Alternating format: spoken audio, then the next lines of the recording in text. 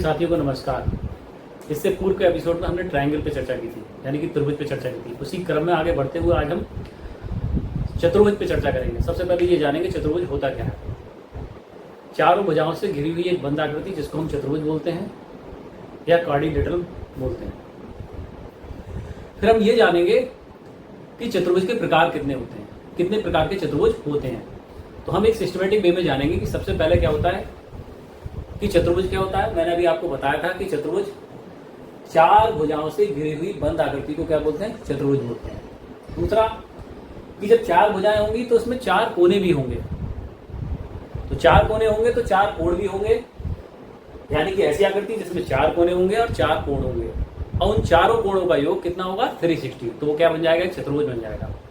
फिर हमने बहुत कॉमन चीज जो हम अक्सर बच्चों को पढ़ाते चले आए हैं, वर्ग और आयत, ये सभी के लिए बहुत इंपॉर्टेंट है, इसके बारे में जरूर ध्यान से समझिएगा। वर्ग क्या होता है, ऐसी आकृति जिसकी सभी भुजाएं क्या हो, समान हो, क्या हो, समान हो। जैसे कि चित्र में दे रखा है कि ये देखिए, ये वाली भुजा, ये वाली भुजा, ये वाली भुजा आपस में बराबर है। और हमने लूडो की गोटी, डाइस बोलते हैं जिसको, वो देखा होगा कि वो घनाकार होती है। घनाकार का मतलब उसकी सारी साइड्स बराबर होती हैं। तो अगर हम उसको सामने से देखें तो कैसे दिखेगा, वर्ग के रूप में दिखेगा। या बहुत सारी चीजें हम ऐसी होती हैं जो हमारे घर में टाइल वाइल भी लगी होती है तो वर्ग होती है, कहीं आयत होती है, तो हम वर्गाकार टाइल की बात कर रहे हैं जिसकी लंबाई और चौड़ाई कैसी होगी, बराबर होगी, वो क्या होगा, वर्ग होगा। तो पहला क्या हो गया आपका, ऐसी भुजा, ऐसी आकृति जिसकी सभी भुजाएं क्या हो, समान हो, वो क्या कहलाएगा, आपका वर्ग कहलाएगा, स्क्वायर कहलाएगा। और उसके प्रत्येक कोण कैसे होंगे, 90 डिग्री के होंगे, ठीक है, यानी कि सभी कोण कैसे होंगे, बराबर होंगे। अब देखिए एक दूसरी बात करते हैं हम आयत की। आयत में भी चारों कोण कैसे होते हैं, 90 अंश के होते हैं, लेकिन इसमें क्या होती है, समांतर भुजाएं। समांतर का मतलब होते हैं एक दूसरे के सामने वाली भुजाएं कैसी होती हैं, बराबर होती हैं। इसके सामने ये वाली भुजा बराबर, इसके सामने ये वाली भुजा आपस में कैसी होगी, बराबर होगी। इसे क्या बोलेंगे हम, रेक्टेंगल बोलेंगे। अब हम इसके बाद की बात करते हैं। अगर इसको थोड़ा सा ऐसे खींच दिया जाए, स्ट्रेच कर दिया जाए ऐसे पकड़ते तो भुजाएं थोड़ी ना बदलेंगी, लेकिन एंगल बदल जाएगा। जब एंगल बदल जाएगा तो ये वाला एंगल आपस में बराबर होंगे, और ये वाला एंगल आपस में बराबर होंगे। भुजाएं क्या होंगी, सेम रहेंगी, लेकिन एंगल बदल जाएंगे। Opposite angles are equal. दूसरी चीज इसमें क्या होगी, एक अधिक कोण होगा, एक न्यून कोण होगा। अधिक कोण का मतलब होगा एक 90 डिग्री से ज्यादा का कोण होगा, और एक कोण कैसा होगा, 90 डिग्री से कम होगा। तो जैसे मान लीजिए ये दिख रहा है 90 से ज्यादा, अगर इसे मान लेते हैं 120, तो ये होगा 60 डिग्री, यानी कि इन दोनों कोणों का योग कितना हो जाएगा, 180 डिग्री। तो ये कहलाएगा रोम्बस। रोम्बस में क्या होगा, चारों भुजाएं, ये वाली भुजा, ये वाली भुजा, ये वाली भुजा, ये वाली भुजा, या साइड्स कह सकते हैं इनको, ये सारी बराबर होंगी, लेकिन क्या होगा, कोण अलग अलग होंगे। अपोजिट कोण यानी कि विपरीत कोण एक दूसरे के बराबर होंगे। ये वाला इसके, ये वाला बराबर होगा, ये वाला बराबर होगा, ठीक है। रोम्बस की ये पहचान हो गई, चारों भुजाएं बराबर, और सम्मुख कोण एक दूसरे के सामने पड़ने वाले कोण आपस में बराबर होंगे, या अपोजिट एंगल भी कह सकते हैं। इसका योग कितना होगा, 180 डिग्री होगा। अब बात करेंगे, रेक्टेंगल बता चुके हम आपको, अब बात करेंगे समांतर चतुर्भुज की, जिसे पैरेललोग्राम बोलते हैं। इसमें क्या होगा, इसलिए मैंने बताया था सम्मुख भुजाएं एक दूसरे के सामने वाली या समांतर भुजाएं कैसी होंगी, बराबर होंगी, यानी कि ये वाली भुजा और ये वाली भुजा बराबर। इसको भी ऐसे स्ट्रेच कर सकते हैं, और ये वाली भुजा और ये वाली भुजा आपस में बराबर। समझ में आ रहा है, ये वाली भुजा बराबर, ये वाली, यानी कि आमने सामने की भुजाएं कैसी होंगी, बराबर होंगी। उसे क्या बोलेंगे हम, समांतर चतुर्भुज बोलेंगे। और इसमें भी सेम वही बात होगी, ये वाला कोण सम्मुख कोण, यानी कि इसके सामने पड़ने वाला ये कोण आपस में कैसे होंगे, बराबर होंगे, और ये वाला कोण आपस में बराबर होंगे। और इन दोनों कोणों का चाहे ये कह दो 180 डिग्री होगा। आ गया बात समझ में आपको। तो छोटी सी बात है कि वर्ग और समांतर चतुर्भुज में किसका अंतर आ जाता है, केवल कोणों का अंतर आ जाता है। यहाँ सारे 90 के होंगे, यहाँ 90 के नहीं होंगे। किन्हीं दो सम्मुख कोण आपस में बराबर हो सकते हैं, या किन्हीं दो कोणों का योग, ये वाले और ये वाले कोणों का योग क्या होगा, 180 डिग्री होगा।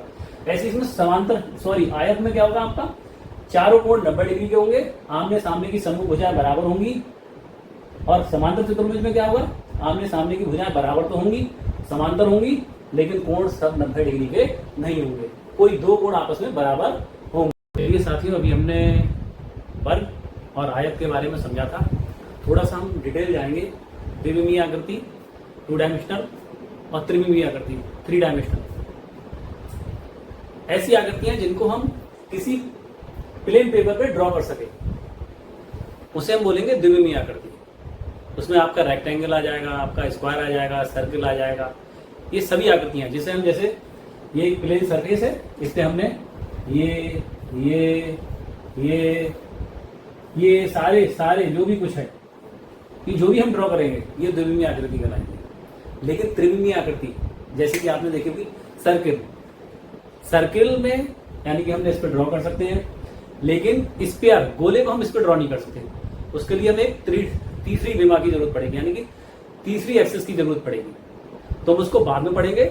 ये जो पढ़ा रहा हूं आपको, रेक्टेंगल और स्क्वायर, ये द्विविमीय आकृति है, 2 डायमेंशनल शेप्स है।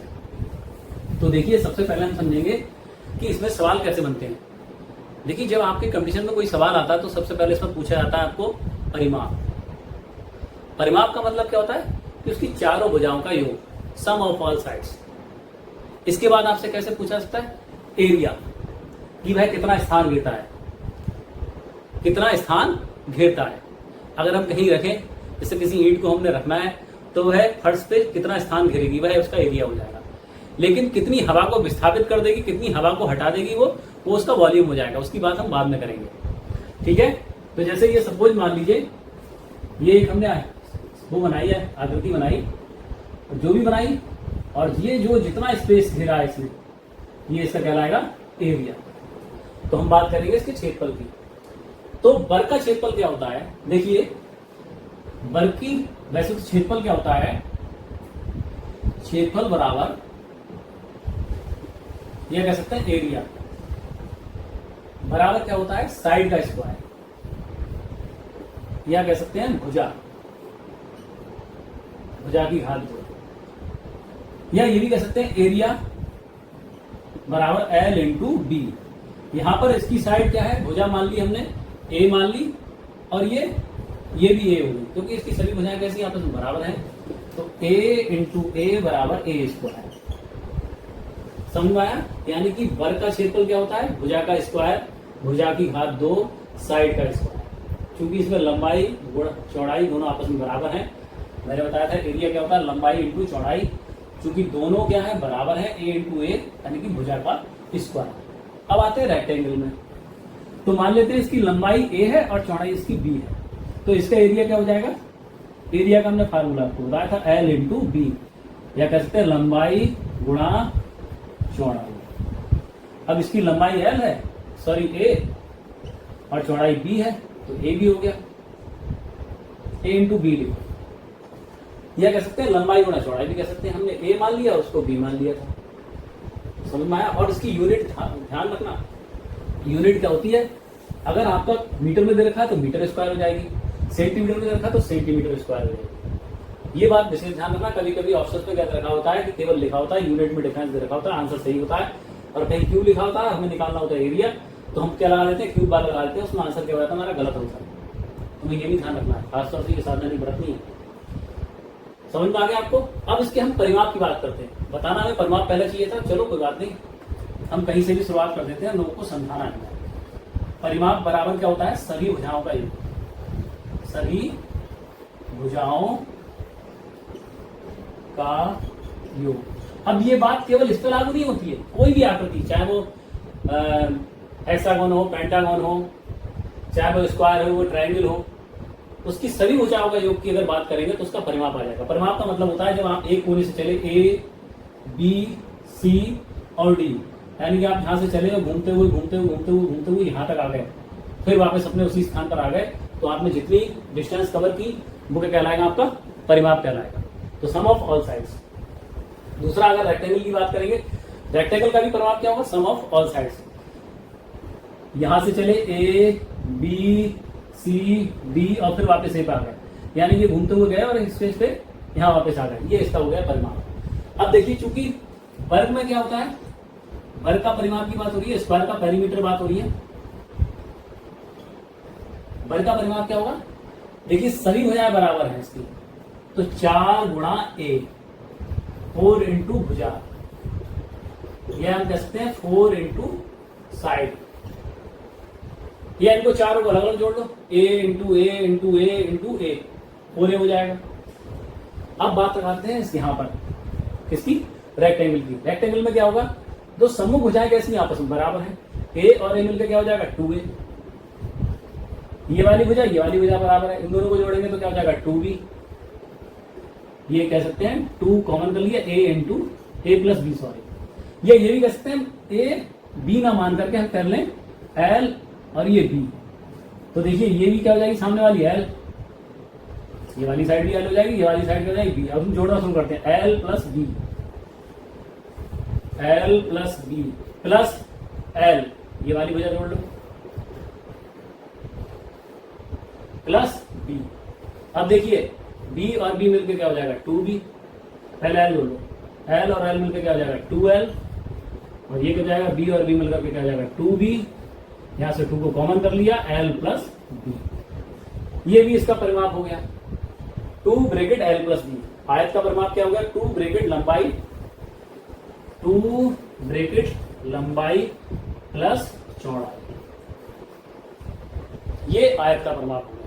आपसे इसी प्रकार से सवाल पूछे जाएंगे, या तो उसका क्षेत्रफल निकलवाया जाएगा या उसका परिमाप पूछा जाएगा।